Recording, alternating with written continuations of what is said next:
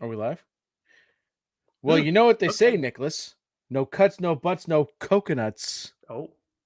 And welcome back, everyone, to another mainline issue of TLDR. Ladies and gentlemen, boys and girls, listeners of all ages, Geeks Worldwide Radio and Dork Shared Gooniverse proudly present to you the greatest. I mean the greatest, always the greatest. No one beats the GOAT. Greatest podcasting team of the world or in the world. He's the right guy, Nick Friar. I'm your friendly neighborhood backcracker, Dr. Joe. Together we are the TLDR Comic Book Club, baby. Nicholas, how you doing? I am just dandy. You know, you could call us the Wiz if you want to, because you're right. Nobody beats us, Joe. Nobody beats the Wiz. Yes, and this is surprising. We are a 6-week winning streak. You want to call it that? Oh, interview streak is really what it is. Has been snapped. We did not. There are times where Joe and I try to plan out interviews consecutively. Sometimes we try and do that. Sometimes it just makes sense because of the way things are coming out and people that we've been in contact with before. It's easy to get a hold of them, all this stuff. But I'll tell you right now, the 6 consecutive interviews we just did, that was not our original plan, from the outset. Not at all. So much so that the other night Megan said, "Don't you have an interview to go do tonight?" And I said, "No, not tonight. I've actually got to read the book that I'll be discussing on the show this week." But Freaking yeah, wild. Hell of a run. Daniel Kraus, Dan Panosian, both awesome interviews. I mean, we've had a great run of creators on here lately, so we're very fortunate that we have a chance to talk to them. And the Dan was great too, Panosian, because he fed into us, and even when he was retweeting the stuff just late, it was great. And AWA still wants to kick me when I'm down, so They do. But we get into some good GIF or GIF battles. I do enjoy it. I do enjoy your back and forth. And just so everybody knows too, if you're wondering, hey, I follow you guys on Twitter, or I follow you on Instagram, but I don't we watch on Twitter, or maybe you watch us on Doc's Twitch stream or on our YouTube page, but I don't know where those interviews are. I only see that Scott Snyder, Greg Capullo one. That is the only video one that we have out there, because all of our Fireside chats, you can only find those on our audio channels. They're all free, but you can only find them there. So obviously, primarily, that's going to be Apple, Spotify, Geeks Worldwide, SoundCloud, Stitcher, Amazon, all the major podcasting platforms. You can find us there. Subscribe to the show so all our audio content gets delivered right to your listening device. And all we ask in return, leave a 5-star rating and review if it's Apple. If it's Spotify or somebody else, maybe I don't know what their rating system is, leave the highest review possible that you can. It really helps the show out a ton. And I'll tell you too, we're asking, but Joe's kind of telling you, because otherwise you're going to learn the real meaning of backrack if you don't do 5 stars. But Joe, just to recap so everybody knows, and then we can move on from this. This run started back on May 5th with Rodney Barnes and Jason Sean Alexander talking about the latest arc of Philadelphia, which was absolutely batshit. It's wild to think that they were part of this run. But then we had Ryan Parrott talking Power Rangers and Power Rangers TMNT Volume 2, which is a fun crossover. And obviously we talked some Rogue Sun, which maybe we'll get into that today. Then speaking of Massiveverse, Inferno Go Red writer Matt Groom joined the show while Joe was on the IL, unfortunately. Kyle Higgins then came on the show. Joe returned for that one. Obviously talked a ton of Massiveverse stuff. Had a great time there. And then, as Joe mentioned, we had back-to-back AWA-related interviews, Daniel Kraus talking Trojan, Year Zero. We also got to talk a little bit about Autumnal, a lot, and about some of his prose work, which obviously is what he's more known for. And then, which is, I'm very excited to read Whalefall. I got to pre-order that still. And then Dan Panosian to round things out, talking, realized actually in the course of that interview, especially as I listened back, Joe, I've called dibs on like 3 of his books. You keep getting screwed. You don't get a chance to read Dan as his stuff comes out. And I'm not sorry about it. Yeah, well, good. You finally grew a set. Anyways, speaking of leveling up, well, you may argue differently, Joe, but we got the trailer for Kraven the Hunter, and I know you had some feelings about it, so please, let's hear it. Another Sony movie making a Sony villain without fucking Spider-Man, and just completely butchering everything there is to know about this character. Like, do they think we're stupid? Like, we don't know the origin story of Kraven the Hunter? I mean, even like, okay, I get it. He's not like Venom. He's not Green Goblin. He's not Doctor Doom. His origin story isn't like widely, known, but any kid of the fucking 90s that watched a Spider-Man cartoon knows what his fucking origin story is. right? We got fucking radioactive lions out there now, right? Yeah, Right? Like yeah. Craven is supposed to be like just again, the trailer portrayed him as a wiener, as a fucking is a nerd, right? No, Craven, even without like him taking his potions and becoming this sort of super, or this enhanced being, I should say, was like an Olympian, a world class athlete. Like he is, the top of, you know top of the ladder when it comes to physicality. And then, which Megan yells at me all the time, physicality is not a real word. She fucking hates it, but like, you know what I mean? Like, Yeah. there was a way to do this movie and it wasn't this. Yeah, I It's gonna tend to stink. agree. I tend to agree that this, like, okay, so the difference for me here is that I look at this Craven thing and it's like, like we just know going in they're going to screw this up. My expectations, especially after seeing Morbius, paying for it in theaters, my expectations were absolutely on the floor for the Craven trailer, and I was like, this looks a hell of a lot better than Morbius, and it looks like it could be fun, but at the same time, when you're talking about respecting,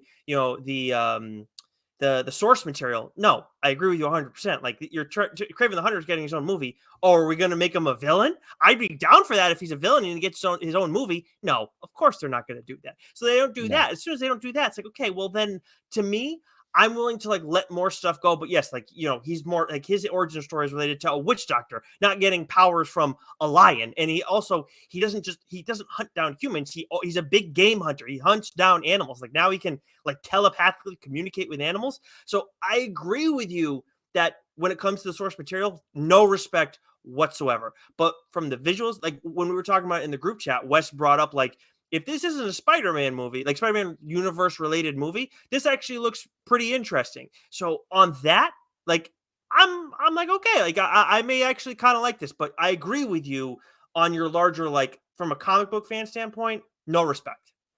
And also too, like I thought like some of the action was actually pretty cool. I'll give you that, right? But Mm, then I thought some of it was a little cheesy and over the top. mm. It was a Fair. bit much. And also, like, Craven's whole purpose outside of like, being a big game hunter is like, is to just hunt down Spider-Man to prove that he's better than Spider-Man. So if Yes. you're not having Spider-Man in this, then what the fuck's he doing? That is. I mean, that's again, that's a whole nother thing. Like Sony has Spider Verse down like perfect. Yeah. Everything else is just like, okay. You can make a Spider-Man movie with Craven the Hunter. Make him a beast story, Yep. like what Claw was, in the Black Panther and all those movies, right? Like, Oh yeah, make yeah, him yeah. like a bee, make him that type of character. Like, he doesn't have to be the main villain, I mean, you could but make him the like, main villain. There's interesting Craven stories, but either he's way, part of the Sinister Six, right? There's so many ways you can do which it. is what they're doing, and it's like, This isn't but fucking it. how do you justify them being the Sinister Six when you're kind of trying to make them more hero? Like, I'll give him, like, Morbius wasn't. Well, no, even then he was still kind of like, he was trying to take down at least a bigger villain. Like, so it's just, yeah, it's the direction of the Sony universe is obviously very odd, but at the same time, when you comparatively, I think this has a chance to be the best of the bunch, surprisingly, which I did not think that was going to be the case at Still all. a wildly low bar. That Uh, that is half of it. Like, it is yeah. 100%. And by the way, Bert in the chat agrees with you that physicality is a word. So the missus may be up for debate soon. Maybe we'll have to have her on and talk about that. But anyways, Yeah. let's You do. don't want to go up with someone with a master's No, in English, Bert. I'm gonna defer to her on that one. Oh, I don't know if that's the case. But anyways, catching up, Joe. Since we last convened, I actually caught up on Poison Ivy, and what a sin that I was behind on this. Such a friggin' good title. My goodness. The art in this series is insane. That alone is an awesome experience. But now Harley's back in the mix and everything. G. Willow Wilson. Like, I just, like, she has done such a good job with this series. Poison Ivy is must read stuff. If you at all enjoy the Harley Quinn series, like, don't get me wrong, there are some changes from, like, it's not the same exact Poison Ivy, but it's still like, it's still Poison Ivy, and she does a great job writing this character. And the art in this series, like, has been such a wild experience. And one of these two issues, we got like a whole bunch of different pencilers in there, so I really enjoyed it. Whereas Dead by Daylight, which is a Titan series that I was interested in giving a look, you said it's actually based off a video game. The story was interesting, but the art was kind of like, it almost I almost stopped reading it after a few pages because this art's not doing it for me. But it was like the story was good. I was like, no, go back, give it a full look. The story was good, but I'm like, I don't think I'm going to come back for the second issue just because the art didn't do it for me. Yeah. When they do these video game comic book crossovers, it's really hit or miss. Cullen Bunn did a really good job when he did Cyberpunk, right? Trauma Unit. That was fantastic. And sometimes we get these and they're really, really effing good. But yeah, sometimes miss the mark just a bit. I caught up on just a couple books myself. John Lee's The Nasty issue 3. I couldn't find it. I could not find it last week. I'm so bummed, dude. I was killing me. You can borrow my copy when you come over this weekend. It was great. And then All 8 Eyes. So All 8 Eyes issue 2 has been out. So All 8 Eyes drops this week, issue 3. So I wanted to catch up on that. Man, apparently it's only going to be 4 issues, but it's really good. Really good. I'm looking forward to how it finishes up. TLDR book, maybe we'll see how it finishes up. Okay, this is what I was passing on, so I'm curious where you stand at the end. Yeah, I mean, I'm still thinking about it, but we'll see. I thought it was maybe going to be 5 or 6, which there's still, but I kind of get it too because this is one of those things where you can keep to a nice tight story. So we'll see how it ends. But so far it's been excellent. I mean, kind of like the book I'm talking about today, but that's for later. We can't get ahead of ourselves. It is time to talk about what's new, Joe. What do we got from Marvel this week? Marvel, we have a whole lot of books, none of which I think any of us are reading. We have Venom 21, we have X-Force 41, Miles Morales Spider-Man issue 7, the Avengers issue 2, which did you read the first issue on that? I did. Yes, actually. It was solid. Yeah, it was a solid. Yeah. No, but it's one I want to. I picked it up for show. So maybe I'll go back and catch up on this. The Scarlet Witch Annual. Ultimate Invasion issue 1. I got a feeling this is tying into Secret Invasion coming out on Disney Plus and not too distant future. Hot take. Huge hot take. Jeez. Guardians of the Galaxy issue 3. I'm reading Guardians and I didn't get a chance to read that one this week. Damn it. I knew something. So the new run of Incredible Hulk. This is Donny Cates is ended his run, and so the new one is starting. I believe this is oh shoot, I forget. Hulk. Let's see. Hulk is being written by Warren Johnson, I think. Oh, I think. Look that up for me. You mean wait a minute? No, Philip Kennedy Johnson. Philip Kennedy Johnson. Sorry, might be wrong Johnson. I get my Johnsons mixed up all the time. You didn't say Randy. Right. Then we would have had some real problems. Right.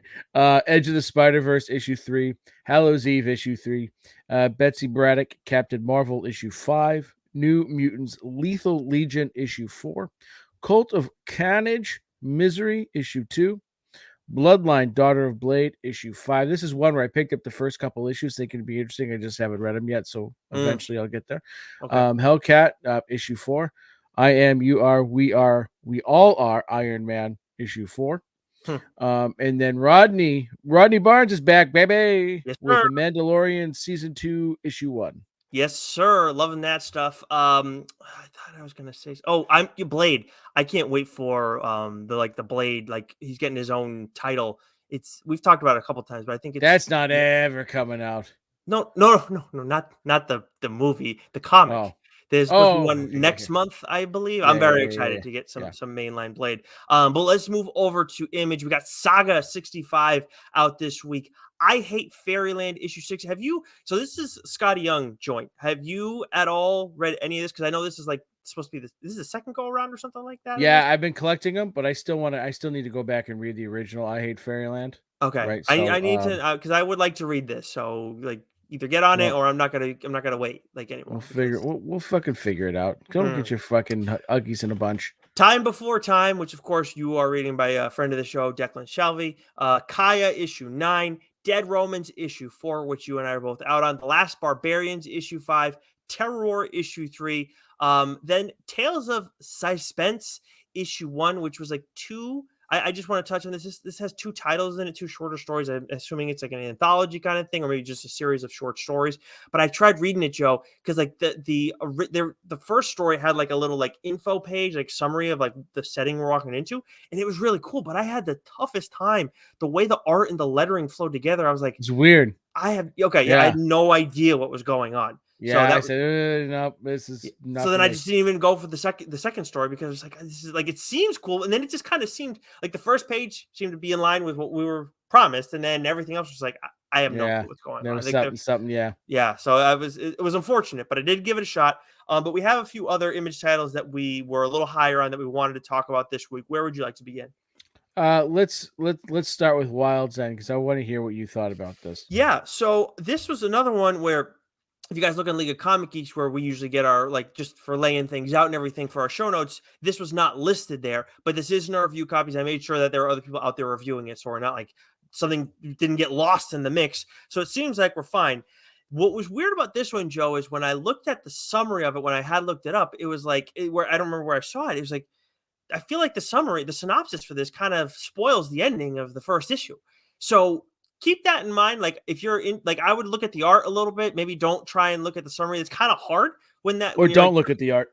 yeah. Well, see, I liked the art. Like again, this is a different. This is one of those stories where it's like got a different tone to it. We're dealing with animals, like humanoid animals, essentially, but it's just like BoJack Horseman kind of thing. Not the same art style, but it's like those are what the characters essentially look like. And we're dealing with like a ship crew and it's really focused on them. And we get to know a few different characters. And I was really invested in some of the characters that we're getting to know. There's a mischievous badger in the mix. There's I said Great You're a Dane. mischievous badger.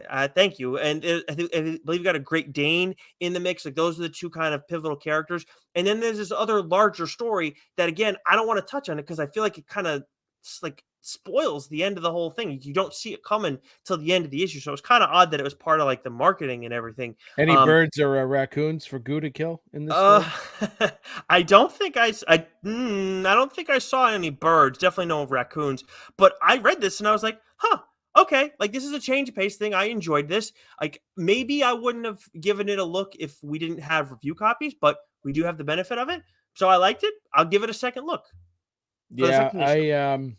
this is the second week in a row. I think it was with an Image book, and maybe I just wasn't in the right frame of mind. Maybe I was Mm, cranky, but again, I very rarely go on here and like will ever say anything sucks. mm, But and I'm not saying that. I'm just mm-hmm, saying that when I opened up the book, I looked at it, I go, this is just not for me. The art style wasn't for me. mm, Like Animal Castle and Stray Dogs, sure. and like those are the 2 rarities. Like I don't put Usagi Yojimbo or Ninja Turtles in that because that seems different. This seems like real life animals and real life settings. Mm-hmm, Like uh that's not my cup of tea, right? The exception being Stray Dogs, because that was a really kick ass like murder mm. mystery kind of story. But even Animal Castle, like it's not like they're They're regular animals. interacting right. So I don't know. There was just something about this. It wasn't my cup of tea. So Mm, again, it'll be interesting to see you follow through with this yep. and hear you talk about it more. And maybe I'll be like, okay, Joe, stop judging a book by its fucking cover and giving it a chance. That's Yeah. that's again, Yep. this is why we do the show, folks. This is Because what you the got show is all about. you cranky old bastards like me not giving something a chance because he's a cranky old bastard. And I will say too, when it comes to the ending, again, I don't want to talk like specifics and everything, but the final page is like, oh, that's kind of grim. That I didn't expect it to get like that. That's kind of dark right there. See, So follow through with shit, Gilmore. You'll yeah. enjoy So, stuff more. but hey, you know what, Joe? That's what, like you said, that's what this show is about, and we're trying to not just do each other a service, but the people a service. But let's see, we got a couple books from Image that we both want to talk about, but I know you have one specifically that you're reading that you want to dig into. Yeah, so I'm gonna do this one first. So Lemire and Andrea Sorrentino, right? Again, they launched their Bone Orchard mythos a little while ago, and they've got several titles. 10,000 Black Feathers, which is a book I have to talk about on here. I mean, that's the same team that did Gideon Falls, and and I was reading at the end of this particular book that this was all sort of in the works towards the end of Gideon Falls, where Gideon Falls was sort of this, multi-volume, work of art that they did this horror story, and that, both Lemire and Sorrentino, they have varying or various ideas of what horror is and what horror means to them, and they created this so they could tell these short little stories in 4, 5, 6 issues and then move on to something else, so they can really explore the depths of each other's sort of talents and ideas about what horror is and what it means to them, and create a whole bunch of different stories. And so, like, 10,000 Black Feathers had this, it was a horror, but it had a very, a fantasy type vibe to it. Whereas, Tenement, which is the book that's dropping this week, has a lot more horror, suspense, mystery to it, right? And it revolves around 7 characters who seemingly don't know each other, but they all live in the same tenement project building. And at the end of the issue, one of them gets it, but there's a lot of mystery, there's a lot of suspense to it.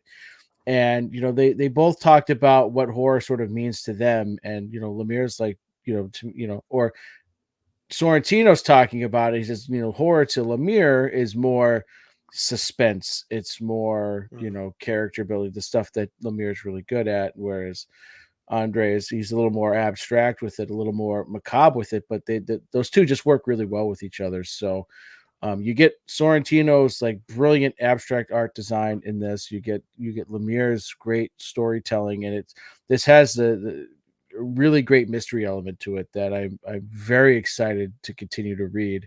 And I've got to go back and pick up some of the earlier ones that I missed on, because one of them was just a straight up graphic novel, the first one they did, and then some of these others have been more single issues. But this one so far is marked for a TLDR book, just like 10,000 Black Feathers was. Yeah, so maybe how about you talk about him on the show at some point soon? Because for those who don't know, Joe called dibs on Yeah, all of them. I all of call dibs on all of them. Yeah. While Nick tries to find his voice, I will carry the show here because that's what I do. So Tenement issue I don't 1. know what happened there. Yeah, I don't know what happened there either, but are you back, baby? I am back, yes. So I was just saying that I was annoyed about your whole Lemire stuff, but Yeah. so please talk about them on the show at some point soon. That would be nice if you could We'll do see. that. Well, it's listen, we just did 6 weeks of interviews, right? This is true. This is also true. I'll tell you what, that stuff gets pushed back. that I will say, like that kind of stuff like throws us off, because I was fully intent on talking about Night Fever from Ed Brubaker, in Sean Phillips, which drops this week, and it's like I didn't realize it till the other day. It's like, oh shit, like we've had that in the hopper, but so busy trying to stay on top of what's new, and then the interviews. So I have a question. This is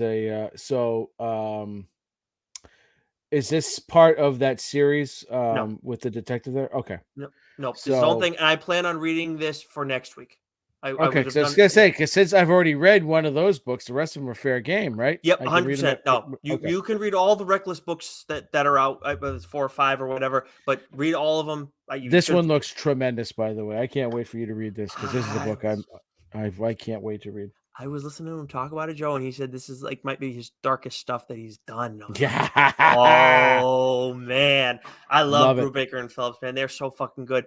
But then we got 2 titles from Image that we both have, both are reading. Of course, King Spawn issue 23 of that is out this week. Sean Lewis, friend of the show, and we talk about this book a lot. The reason I wanted to highlight it this week, of course, we always rave. Sean is doing a great job writing this series. He's been dealing with a few different artists. Obviously, Javi Fernandez is the primary artist on this series, but I wanted to mention this issue specifically because we got Kevin Keane, who we've talked about a little bit on the show before. Has done a lot of cover work for the Spawn universe. I know he did some Gunslinger interiors a little while back. I don't think it was like a whole issue, but it was like a 10-page story. I don't know if that was Gunslinger 1 or maybe part of Spawn's universe, but either way, it was really cool to see him here. I mean, the first page that he has kind of picks up exactly where we left off in King Spawn issue 22, and it is a fucking terrifying image. And then we get a lot of cool stuff from him. So it's awesome to see him do some interior. And a lot of cool art in the course of it, but there's one specific image of Spawn Joe, a little bit like I think it's in the second half of, it's definitely in the second half of the issue, where it's just like, this right here is like, this is like cover, like if we take the lettering out, maybe even two, like this is like phone background material kind of stuff. Really cool stuff from him this issue.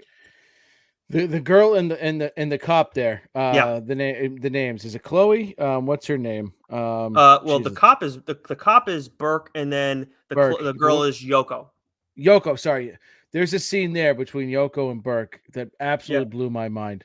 Yeah. Absolutely blew my mind. And like, again, we've talked about it. What Sean's done here with King Spawn, and I love that with this issue in particular, it sort of called back to a couple of previous issues.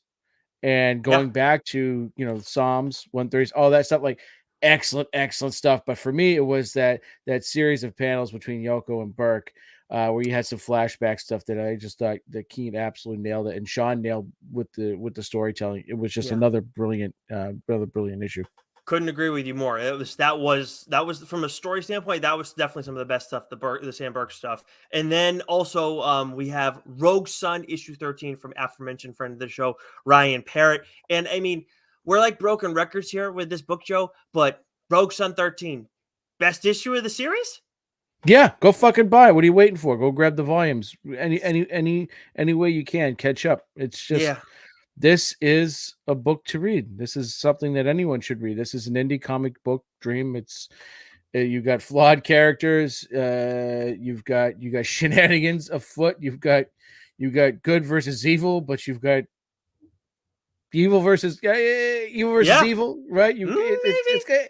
Yeah, The maybe lines are going very to blurry in the pages of very Rogue blurry, Sun, and that's very blurry. one of our favorite things about the whole story too. And it gets really blurry here, but it's also like, what side am I rooting for? Because it's like Yeah, I don't know in the course of it yeah. all.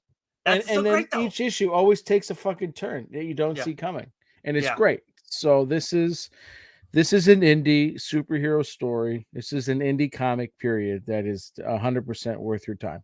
yeah. And the thing that's crazy too for me with this one, Joe, is like we talk about the big issue that's going on right now with Rogue Sun, and I don't want to spoil it because it's only just happened recently, but it's like the way that Ryan kind of addressed it in this issue, like I thought something like this was going to happen way like after an arc of this whole mess. I didn't think we would see something this accelerated, and then he does it, and then everything goes even fucking more to shit. So Mm-hmm. it was just awesome. And of course, we talk about Ryan all the time, but Abel's artwork is awesome. Can't say that enough. And Marco Renna is on this issue as well, and then Natalia Marks, the colorist.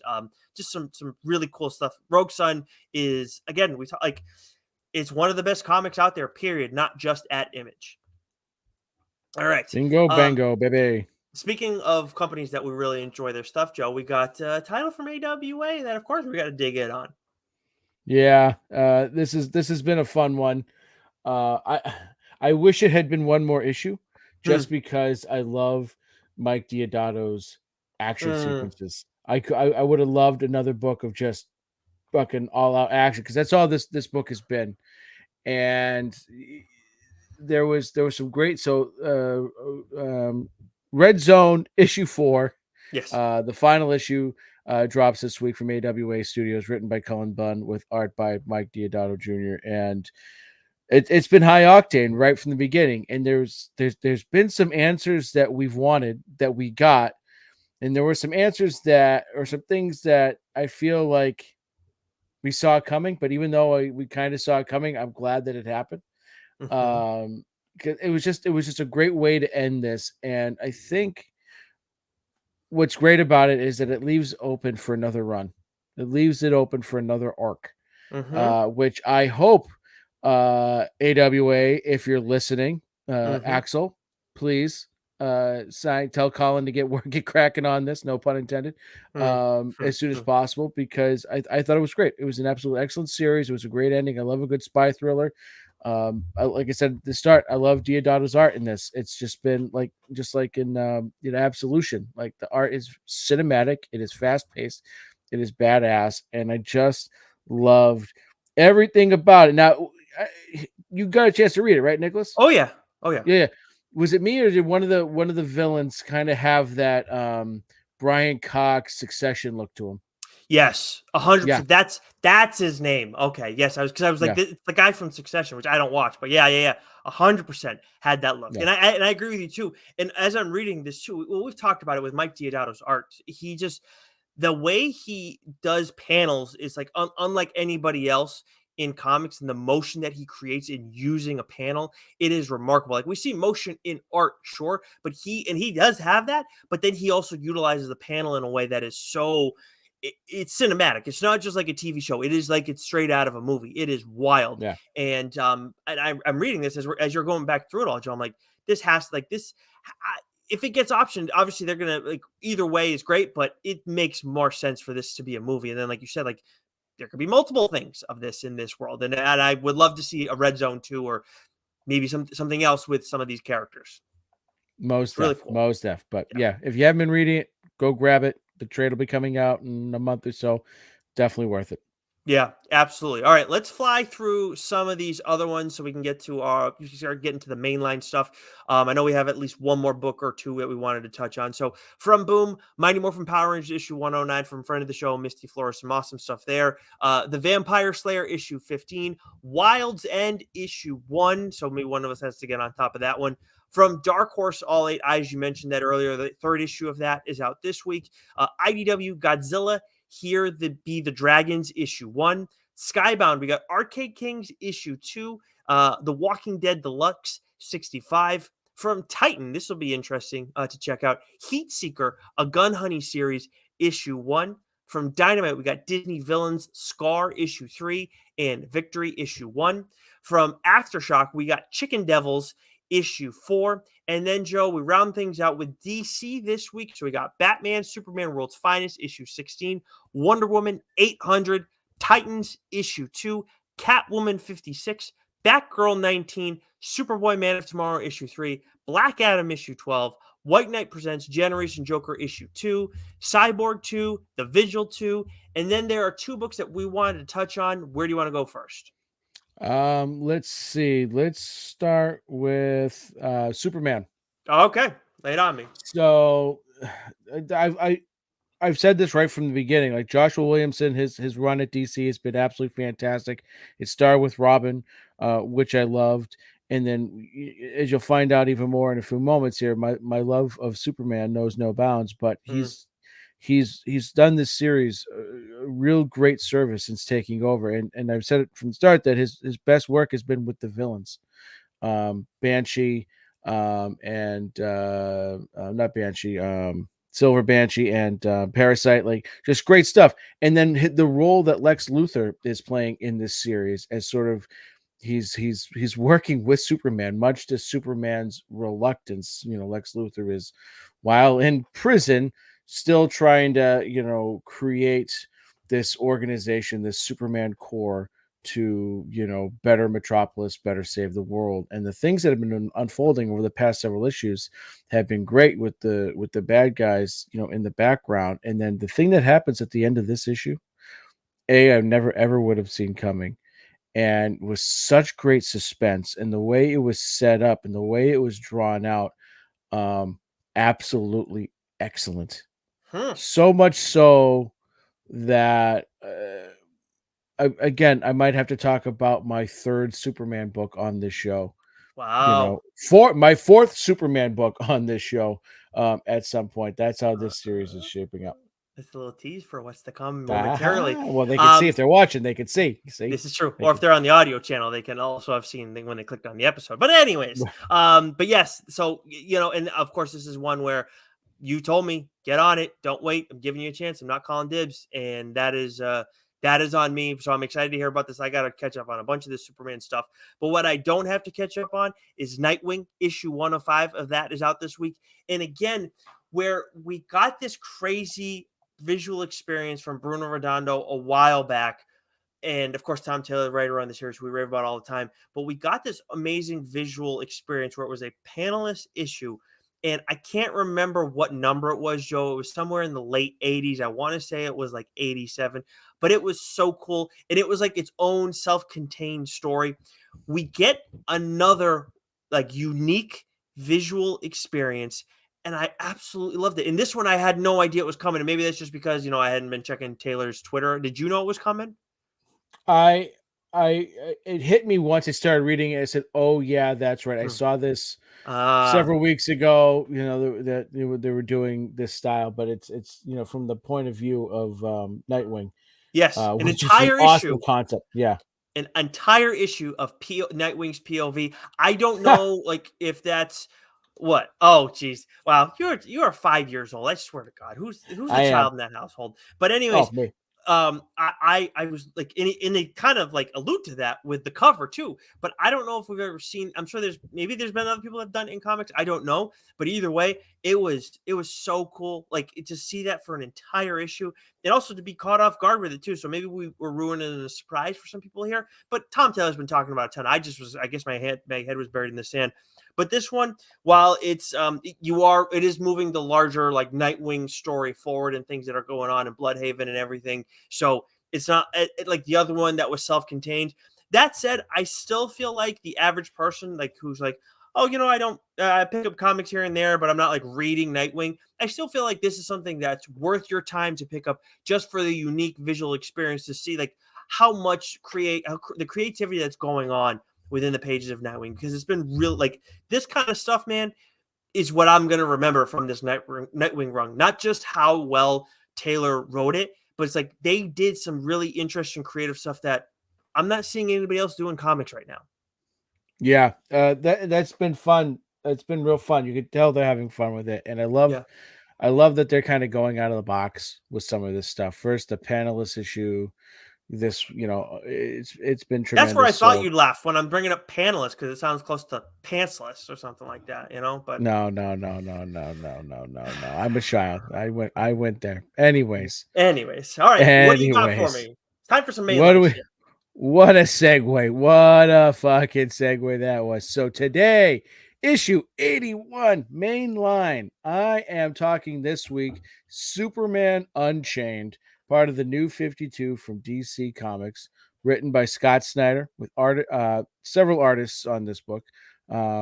Jim Lee on pencils, Dustin Wynn on pencils, Scott Williams on inks, with colors by John Calise and Alex Sinclair, and letterer from good friend Sal Cipriano. Did I pronounce that correctly? Yep. Yep, there we go, Yep. baby. So, I first of all, how did I miss a Scott Snyder Superman book? Mm. I'll tell you how. For the most part, I was out of comics for a very long time, and I didn't really get back into it until the New 52 was just about done. Mm. Now, in the years since, I've gone back and read some New 52 stuff, but this one just completely missed. So I think it was Wesley Burrow of the old Boxers podcast. We were Mm. chatting, and he had mentioned it. And I said, "Fuck, I got to go read that." So here we are. Read it. Absolutely fucking loved it. Absolutely loved it. I mean, we all know about Snyder's Batman work, and that is what he's made his bones on. But he gives Superman, he does Superman really, really, really well. Huh. And so, quick synopsis or quickish synopsis. When 13 satellites fall from the sky in one day, the logical suspect is Lex Luthor, even though he's still locked up in prison. But a stranger question remains: if Superman didn't stop the last satellite from falling, who did? There's a mystery hidden even that Superman can't see. Can the Man of Steel drag a decades-old secret into the light? Ooh. And so this was supposed to be originally an ongoing series, but was only a total of 9 issues. You can get it on trade paperback. If you can't find it at your local comic book shop, you can have them order it, or if you want, you can find it on Hoopla. That is how I read it. Hmm. It reads really quick. This is a phenomenal book. And what I would say, Nicholas, is that with James Gunn at the helm and DC moving in a new direction, this is the Superman movie they should be making. Not All Oh, Star Superman or not whatever he's got planned. It should be this one. interesting. Because you talked about All Star Superman on here. Yeah, and I love All Star Superman, but This is a story Wow. of Superman because a lot of people's, beef with Superman is that he's overpowered and he's a goody two shoes. But when you get Scott Snyder on him, Scott Snyder's going to give him some layers. He's going to give him some depth. Mm. He's gonna create some faults there, right? And one of the things that this book does really well is it gives Superman a very formidable foe, a little bit in the same vein as Doomsday, but not really. Like there's some Doomsday-ish vibes to this one particular character, but this character's got brains. He's really smart, and real devious, and it was a really excellent character. I'll get into that in just a moment. But one character that was utilized really well that needs to be utilized more so than Amanda Waller, is General Lane, Lois Lane's father. Love him because he. I mean, they're both pricks. Don't get me wrong, but like, I like that military aspect of him. I love the his obviously his relationship with Lois Lane and that dynamic and how that complicates Mm. things. But I sort of love that sort of you, you've got that sort of, I don't know. I feel like you can get a really good Winter Soldier vibe here if done right with his character, right? Oh. Um, and I've always been fascinated by General Lane because Lois is the complete opposite of Mm. him. Someone who's always trying to do good for the greater good of the United States of America. But then you have Superman, who is the complete opposite of that, who's trying to do the greater good for the people. And those Mm-hmm. two things aren't always in line, and that's why 100%. those two butt heads. And so that's what makes this particularly good story. On top of that, you've got a couple other players at hand, and all of a sudden you've got this bowl of jambalaya of bad guys with Superman in the middle of it, and he's not necessarily best equipped to be able to handle all of it. Hmm. So like I said, this is a great story. This is the one that should be told on the big screen, right? Because you don't need any build up from this or that, or you don't need to lead in with this. You don't need to boom. You know the characters. You know who Superman is. You know who Lex Luthor is. You know who Lois Lane is. You know who Jimmy Olsen is. You know who General Lane is. Boom, go. You just run with it, right? And I think it would make an excellent movie. But like I Even said, then, also, I think General Lane's not someone who the average person might know, but it's like it's Lois's dad. That's an easy one. yeah, Like, okay, fine, we're good. yeah, that's an easy thing that you can do quickly, and people will get. And so like Yep. the good conspiracy political thriller type stories, if you can get Superman into that somehow, like they did it with Winter Soldier. You've Mm. got Captain America, who's even more of a fucking goody two shoes than Superman is, and you somehow made that a really that's one of my top 4, top 5 Marvel movies. Oh yeah. Right, give me some of that, right? Give me that conspiracy, that Mm-hmm. thriller, It's a good political idea. type thriller story, and you're cooking there. And so Hopefully, there's 4 solid villains in this book, which is great because you might think like, oh, that's too much, but they're all so interconnected with each other that it works perfectly. And as I've talked about before with Snyder, he's able to throw, these strands out there and kind of taking you in these different directions over the course of 9 issues, and then all of a sudden, boom, at the end, they all tie together, and yeah. bang, you're left with going, fuck, that was awesome. You think that's like Um, when you think of Scott, that might be the number one thing that I think of. I don't know, I may yeah, be wrong, but like I feel like he you're right, like he always brings it out, and then like the way he like every single detail, they all matters in the end. You yeah, always got to pay yeah. attention. We talked about this with Dan Panosian, right? And the breadcrumbs that sort of Yeah. left behind in Black Tape, and how you want to kind of go back and read that and pick up on those breadcrumbs. With Scott, it's not so much that he's leaving breadcrumbs for you to kind of find and pick up later. It's like they're there, and you don't know how these pieces all fit. Like he's giving you the puzzle all at once, right? And he starts putting this section of the puzzle together here, and he starts putting this section of the puzzle there, but you have no idea because you don't have the box top to kind of see how it's all going to come There's together, no corner pieces on this puzzle. right? And then finally, when that puzzle all comes together, you go, fuck, that's brilliant. So, I love I love seeing Superman square off against an equal, or someone that may be more of an equal to him. And you've got what you get in this too is that because of Snyder's work with Batman, he's kind of given Clark Kent and Superman sort of some Bruce Wayne like tendencies. So Hmm. we all know that Batman's got a contingency plan for everything. That's not so much the case with Superman here, but what we get in this story is, Superman's at a disadvantage here. He's not sure he can beat this opponent, but he has to find a way. He has to study him. He has to figure out his weakness, because usually Superman can just go in and wham bam, thank you, man, it's over. Whether Hmm. it's heat vision, super strength, whatever, bad guy done. But there's moments where fuck, Superman's not looking so hot right now. How is he going to get out of this? And he's got to sort of take some of that stuff he's learned from Bruce Wayne and Batman over the years to put it all together. So this is a Superman book that I would say is for everyone. This is what for everyone. That's It's awesome. it's it's a book I would give to my nephew now. Say, read this. I know you're not much of a Superman guy, but you'll love it, right? Anyone who's sort of on the fence that thinks Superman is kind of a wiener, Hmm. this is the book you give him, right? Hmm. Because he's conflicted. He knows he has to do the right thing, but he's a little skeptical because he doesn't know that he can do it. And there's some great flashback scenes of him in Smallville and some shit that happens that I think aids to Superman, some inner complexity, inner conflict, I should say, with Superman, because not everything is just so black and white. Sometimes there's something that happens here that I would say is almost reminiscent to the end of Man of Steel. Right? Hmm. Remember at the end of Man of Steel and everyone was up in arms because he killed Zod. Yep.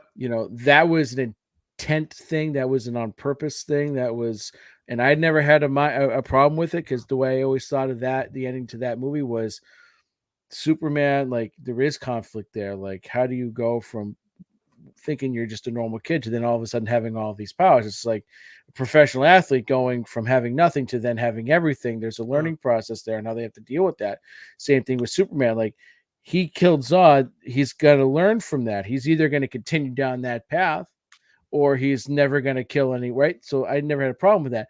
There's a scene in this series where, as a kid, as he's discovering his powers for the first time, that happens, and the remorse and what comes of that and how it plays out, it's tremendous. And that's Scott Snyder's Hmm. writing, to a T. It's absolutely brilliant. So you've got four great villains, as I said, all of them with different agendas, which makes for great storytelling. And then again, how all those agendas unseemingly seem like they're not related to each other, are related to each other.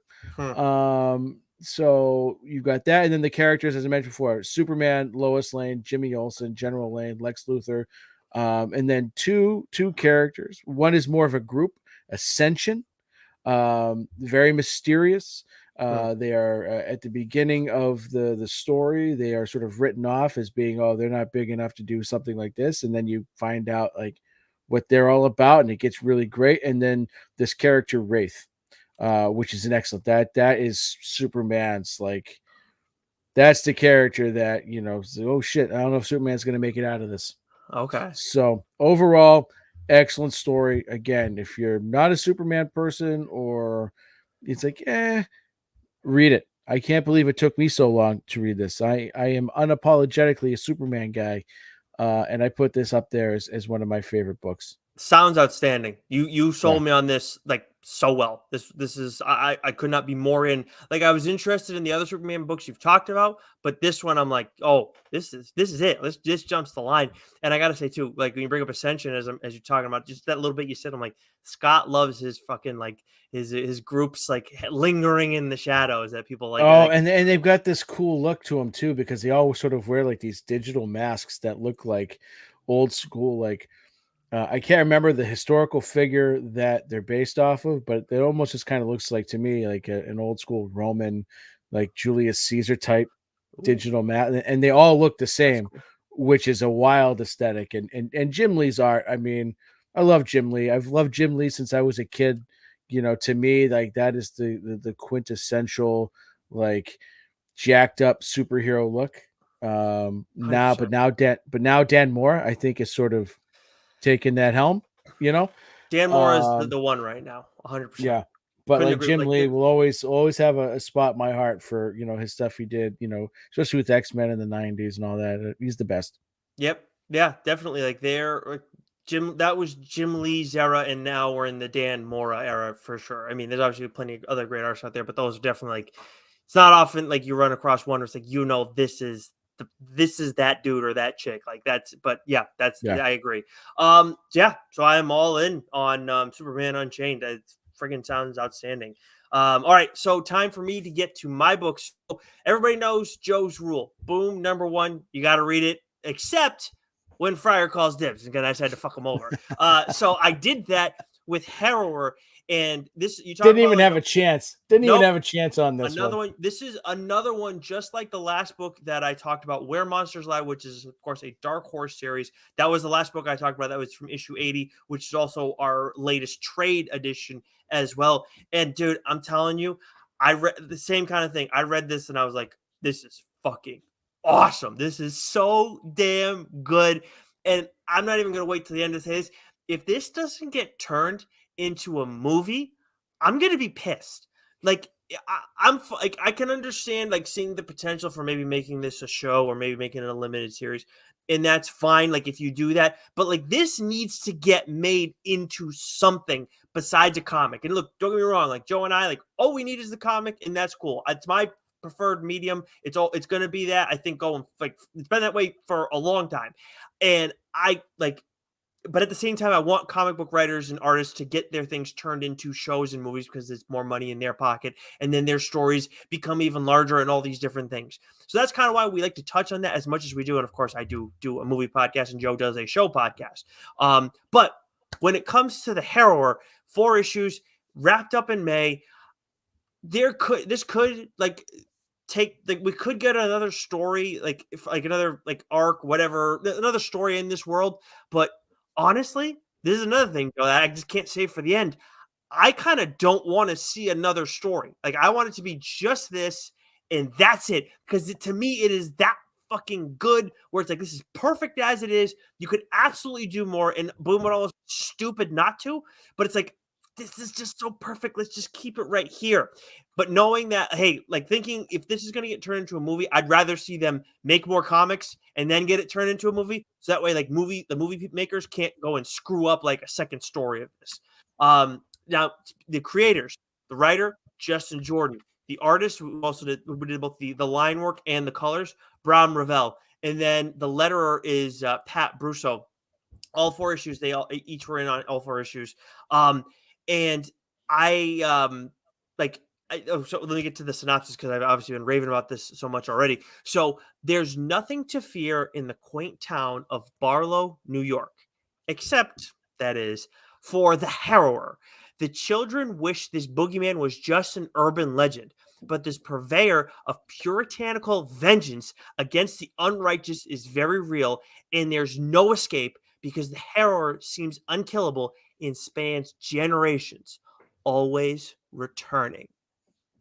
So as I was doing the graphic for your background there for the Mm, Insta and Twitter post, these fucking covers were terrifying. dude, Fucking terrifying. right? It's crazy. This is so good, and I'm pretty sure those are like obviously there are variants for this, but I'm pretty sure all the main covers were by Bram Ravel, because it seemed like the same thing as the interior art. And I'll tell you what, man, like his work is his work is perfect, especially when it comes to, I know we've been raving more and more about the colors, but I think this is Joe and I like looking at it from more of a critical standpoint, just like how impactful colors can be. Like, yeah, the line art gets all like can get all the flash, but when you're talking about the tone of the story, that can really be a huge game changer. And this, I think this is kind of more set in the now. Yeah, I think this is because you got cell phones, I believe, in this story. They're not like a huge part, but it still has like that vintage vibe to it, and I love that. And this is like a slasher. Like this is honestly, as I was kind of going through the synopsis, it's kind of like the autumnal in terms of like setting meets I don't know, like Michael Myers, I guess you could say. And Ah, it's yeah, but it's dude. And okay, let me get some of the characters real quick. So we got the Harrower, who you've heard about, this urban legend character. You have Jessa, who's the main character, high school student. Reed, who is Jessa's boyfriend, also from high school. Then there's Carter, who's just again another troubled kid from the high school. Now his sister, Carter's sister, passed away 10 years before this story started, as did Jessa's brother in the same car accident 10 years prior. So that's an important detail that comes up, kind of gets hit on a little bit later on in the story. But that's a thing from the first issue. Again, this is a 4-issue series, so I want to be careful about how much I spoil or how much I get into even in the first issue. But one thing that does come up again, like, so the Harrower, as far as these kids know at the beginning of this story, the Harrower is just like this urban legend. The readers find out pretty quickly whether or not that's the case. And one of the things that we learn about that's so cool in this story is the sinner's mark. And as it's described in the story, this is a cultural marker specific to the legend of the town of Barlow, and it's supposed to like have the power of summoning the Harrower. And what's so cool about this part here, and this happens in different ways throughout the entire 4 issues, is we get the cool story and everything that's going on, and it's fucking high octane. It gets moving in the first 5 pages, and then like the next issue and the next issue, like the pacing of this is crazy. And I'll get to that a little more in a second. But with this, the Sinner's Mark, it is a great example of how Justin Jordan is able to build up the lore of this character, the Harrower, but at the same time, it's like he does a little bit, gives you a nugget, then moves on to the rest of the story. Does a little bit, moves on to the next story, and then as the story kind of goes on, we get a little bit more background, and it's important to what's going on with the actual story. But I was blown away, like how he's able to do that, do a little bit, and keep things moving, and it just enhances things so much. I absolutely loved it, and that's part of what sucked me in so much. But again, like I mentioned, the pacing. I read this, Joe, and I thought, okay, this is probably a limited series going in the way it is. I hadn't looked at the marketing from it for Boom. But I was just, I get the first issue. I'm like, okay, like this, the way it ends, it's set up for some crazy shit to happen next issue.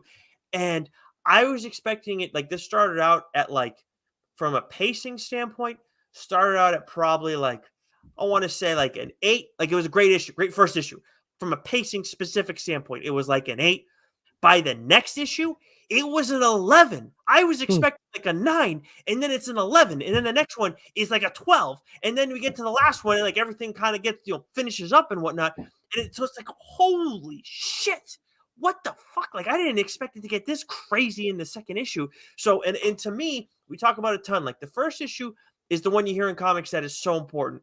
But I'm like, for me, as like the retention of us as a reader, or more specifically for us for deciding if it's a TLDR worthy book, the second issue is crucial to that. Like the first one, we need to be interested. That second one is where you really, especially sink your teeth into Joe and I as readers. And my God, did the Harrower ever do that? So again, another book where it's like, I feel bad that you have to wait, but I'm telling you, man, like between this book and Where Monsters Lie, it's going to be a dogfight for you for the next trade, which to talk about, because I'll be stunned if it's not one of these two.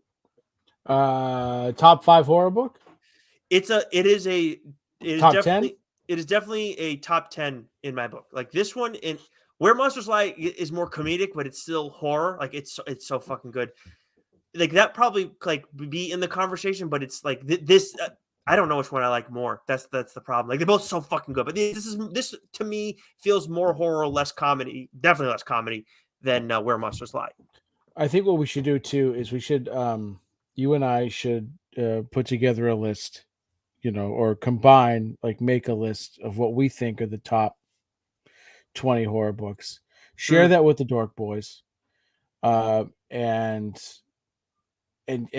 allow and give them time for by Halloween, and we should do another top 10 horror book. We could do the TLDR version of that, right? And come up with another a list and see which books still hold the test of time, right? That were on there from the original list that still made it there. Are there new? Is it a completely different list? Yeah, it's the number one. So I think that would be a fun thing to do for October. I know we got a couple of things in the pipeline. We got another manga thing we want to do with Shime, and then we're cooking something up with Rich as well from the Dork Podcast. An idea that he came up with, which is excellent. We'll share more of that in a little bit, but I think that'd be great because I think so far this year it's been a really great year of horror books. And since we did that, we've had the Bone Orchard Mythos come out with some really great stories in there. You just discussed a couple of great horror books. I mean, we've been getting robbed on Black Tape as to talk about on here. I'm not going to be doing a mainline episode of that, everybody. Spoiler alert, because the damn Panosian interview, so I got screwed there. So that is something we should think about, because I think that would make a great and because I want to give the guys time to be able to get a hold of the books and read them, because last time we did it, they didn't get to read all the books because not all of them were on Hoopla, but I think AWA books might be on Hoopla now. Oh, really? Interesting. I'm not sure, but they might be. Like, anyway. This is one that, so the trade now, it's again, like I would have originally, if I'd, timing wise had things planned out better. Night Fever might have been the book that I talked about this week, because that is available now. I still will talk about that soon because it's going to be out, but Harrower, the trade paperback is not out yet, and I didn't see a scheduled time on League of Comic Geeks. So we'll let you guys know when we see that, because we do get notified when those things happen. Because I gotta imagine it'd be hard to get all 4 single issues, but man, like this is one you're absolutely gonna want to own, because like I'm thinking about it now as I'm talking about it, it's like I gotta go back and read this. Like I gotta get the trade version of this. It has summer horror hit all over it from like a movie making standpoint. If it's like, again, like sometimes we talk about like this makes more sense as a movie. Like it'd be surprising if it wasn't a movie, and vice versa with the show.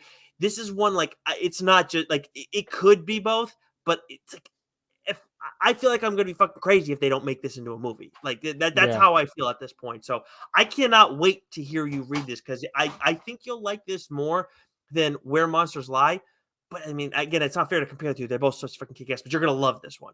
Yeah, I can't wait. And then Dork is going to love this too. Dork will like this one a lot. All 8 Eyes. I think Dork will like Black Tape. Definitely they're going to love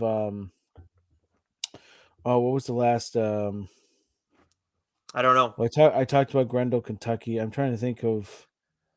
Oh man, what was some of the other? Grendel, Kentucky was a good one. But anyways, yeah. Trojan is kind of horrifying in its own way. Yeah, I think they would really dig Trojan too. So many good. I mean, we could just do a top 10. Rank the AWA horror books.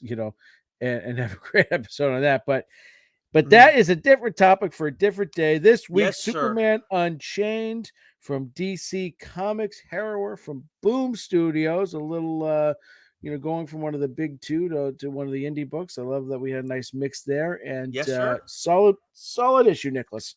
Yes, sir. Good to be doing some mainline again, and it looks like we're going to be doing some mainline probably again next week, but you never know, which is why you always got to make sure you subscribe to our audio channel, so that way that you get our audio. What? Next week will be a solicit, brother. It will? Okay. Well, then there goes that friggin' plan. But anyways, either way, make sure you subscribe to the audio channels. Leave the highest rating review possible, please. Helps the show out a ton. And also, tell a fellow comic book reader, please, because that is also spreading the word, helps out the show even more so than just leaving a rating and review. But either way, Joe, until next week, stay sexy. You know it, baby.